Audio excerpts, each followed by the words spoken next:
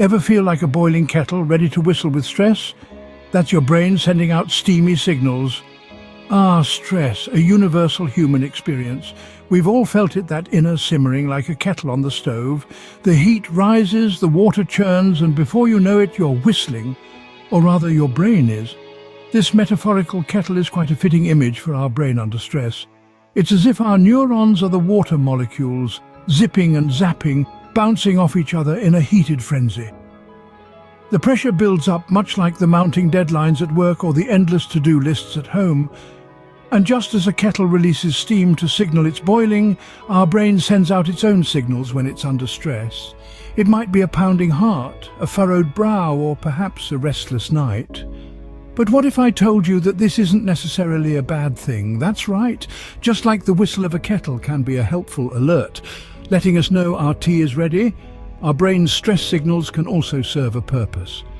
They are a call to action, a nudge to change something, anything in our environment or our approach to it. However, here's the catch. Just as a kettle left boiling for too long can end up damaging itself, chronic stress can have harmful effects on our brain. It's like the whistle is blaring, the steam is hissing, but we're not taking the kettle off the stove. The result? An overheated, overworked brain ready to blow its lid. And we've all been there, haven't we? Stuck in traffic with a mounting headache or facing a confrontation with a racing heart. It's the kettle boiling over, the pressure too much to contain. It's stress, pure and simple, but don't fret. This is not a tale of doom and gloom. Rather, it's a story of understanding and empowerment. Recognizing these signs, these steamy signals of stress, is the first step toward managing them. Because once we understand the whistle, we can start to control the boil. But hold on. Too much steam and the kettle's in a tizzy. Don't let the bubbles bug you. When you encounter stress, your brain is like a vigilant guard, triggering the fight or flight response. This is our brain's inbuilt alarm system, a primitive automatic response that prepares our body to face a perceived threat or flee from it. It's as if our brain has a secret switch that it flicks on when it senses danger, turning us into superheroes of survival. This response has its roots deep in our evolutionary history. Picture our ancestors living in a world teeming with predators. A sudden rustle in the bushes could mean a wild beast ready to pounce. In that split second, the brain had to make a decision, to stand ground and fight, or to take flight and escape. So, how does our brain prepare our body for this? The moment your brain perceives a threat, it sends a distress signal to your hypothalamus. Acting like a command center, the hypothalamus activates your sympathetic nervous system, which in turn triggers adrenaline release. Your heart rate quickens, your breath becomes shallow, your muscles tense up and your senses sharpen. It's like your body is revving up, ready to sprint or spar. But here's the twist. Our modern-day threats are not wild beasts, but deadlines, traffic jams, and overflowing inboxes. Yet, our brain responds in the same way, turning on the fight or flight response. The problem is, while this response was meant for short bursts of action, our modern-day stressors are often chronic, leaving this response constantly activated. This is where the fight or flight response can become a double-edged sword. It's like having a car alarm that goes off not just for break-ins, but for every passing cat as well. This constant activation can lead to a host of health issues, from anxiety to insomnia to heart disease. So, while the fight or flight response is a testament to our survival instincts, it's crucial to recognize when it's time to turn off the alarm.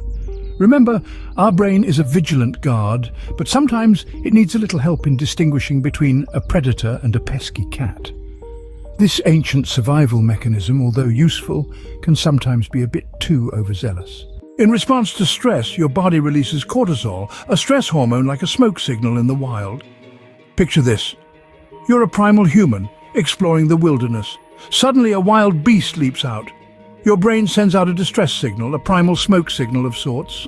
This is cortisol, your body's stress hormone. Cortisol's role in our bodies is a fascinating one. It's like a biological alarm system. In the face of danger or stress, cortisol gears up your body for action. It sharpens your senses, quickens your heartbeat, and pumps your muscles full of energy. It's like your body's own personal superhero, swooping in to protect you in times of trouble. But what happens when this superhero never stands down? When the stress is constant and the cortisol just keeps on coming, this is where the cortisol conundrum comes into play. While cortisol is fantastic for dealing with short-term stress, it's not designed to be a long-term solution. Imagine a smoke signal that never stops. It's no longer a helpful alert, but a constant source of worry. Chronic stress works in the same way. It keeps your body on high alert, even when there's no immediate threat. This constant state of alertness can take a toll on your body. Over time, high levels of cortisol can lead to a host of health concerns. It's like a car engine running on high gear for too long. Eventually, something has to give. High cortisol levels can lead to issues like weight gain, heart disease, and a weakened immune system. So, while our body's stress response is a vital survival mechanism, it's crucial to remember that it's just that, a survival mechanism. It's not meant to be a way of life. Remember, while cortisol helps you deal with short-term stress, chronic stress can lead to health issues. It's like a smoke signal that never stops. So, let's turn off the smoke signal, shall we? Tune in for our next scene where we'll explore the impact of stress on memory and discover how to navigate through this maze. Stress can affect your memory. It's like trying to navigate a maze with foggy glasses. Imagine you're in a labyrinth surrounded by towering walls. The path ahead is obscured by a haze, making it difficult to remember which turns you've taken and where you need to go next. This is what it's like when stress clouds your memory. Now, why does this occur? The culprit is a hormone called cortisol. During moments of stress, your body releases this hormone. While cortisol is useful in helping you respond to short-term stress, it's a different story when stress becomes a constant companion. Let's dive deeper into this. Picture your brain as a busy information hub. Information flows in, gets processed, and is then stored in various corners of your brain. However, when cortisol levels surge due to stress, it's as if a thick fog rolls in, making it hard for information to reach its correct destination. This is why you might struggle to recall where you left your keys or remember an important date when you're stressed. Cortisol's interference doesn't stop there. It also affects the hippocampus, an area of your brain that plays a key role in memory formation and retrieval. High levels of cortisol can hinder the hippocampus's function, leading to memory lapses. Now, stress and forgetfulness are like two peas in a pod. They often go hand in hand. When you're stressed, your brain is so focused on handling the immediate threat that it doesn't have the bandwidth to effectively process and store new information. This is why you might have a hard time remembering things when you're stressed. But don't worry, it's not all doom and gloom. Understanding this connection between stress and memory can empower you to take active steps towards managing your stress levels. And remember, stress is a normal part of life. It's how we handle it that makes the difference. So if you've ever wondered why you're more forgetful when stressed, it's not just you. It's the foggy maze your brain is trying to navigate. Chronic stress is like a relentless storm linked to various physical health problems. Imagine your body as a ship weathering this storm day in, day out. The constant battering from the waves of stress begins to take a toll. Heart disease, for instance, is a common consequence. The stormy seas of stress cause the heart to work harder, pumping blood with increasing force. Over time, this can lead to high blood pressure, a key risk factor for heart disease. So when we talk about stress, we're not just talking about a bad day or a headache, we're addressing something that can quite literally break your heart.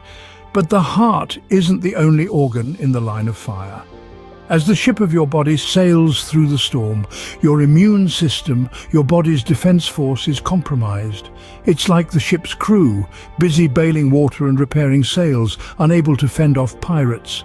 In real terms, this means you're more susceptible to infections and diseases. Your body's ability to heal slows down, and you may find yourself catching colds more frequently or struggling to shake off ailments. High blood pressure, too, is another unwelcome passenger aboard the ship. The constant stress storm raises the pressure inside your blood vessels, much like a tempest increases the sea's fury.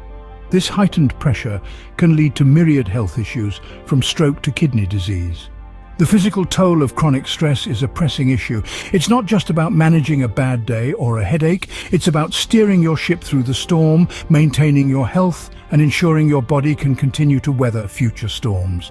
And as we continue to navigate the turbulent seas of life, it's crucial to remember that managing stress isn't just about feeling better. It's essential for your overall well-being. But fear not, there's a calm cruise through this stormy stress sea. It's called mindfulness.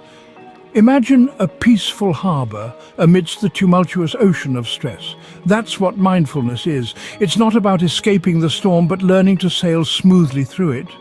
Mindfulness, in essence, is the practice of focusing one's attention on the present moment, acknowledging and accepting it without judgment. Now you might be wondering, how does mindfulness help with stress? Well, let's dive into the neuroscience behind it. When we practice mindfulness, such as through meditation or deep breathing, we're essentially activating the relaxation response in our brain. This response is the perfect counteractant to the fight or flight response we discussed earlier. In the context of stress, the relaxation response is like a soothing balm. It slows down the heart rate, lowers blood pressure, and reduces the level of stress hormones. This in turn helps to decrease the harmful effects of stress on the brain and body. Meditation, one of the most popular mindfulness practices, is akin to an exercise for the brain. It can be as simple as focusing on your breath, on the sensations in your body, or on a particular thought or mantra. This practice helps to calm the mind, making it less reactive and more resilient to stress. Deep breathing, another key mindfulness practice, is a powerful stress buster. It signals the brain to turn down the stress response and turn up the relaxation response. It's like pressing the reset button on your stress levels. Mindfulness doesn't just help in reducing stress, it also enhances our overall mental well-being. It improves focus, boosts mood, increases resilience, and even fosters empathy and compassion. So the next time you feel like a boiling kettle, remember to tame the steam with a little mindfulness. Keep your brain breezy and enjoy the calm cruise. Let's take a moment to practice what we've just learned. Close your eyes, breathe in and out. Welcome back. Remember, the journey to mindfulness is a continuous one. It's okay to have waves in your ocean. Enjoyed this brain deep dive? Don't miss a neuron, hit subscribe, ring the bell, and join our cerebral craft journey. More brainy insights await. Thanks for watching.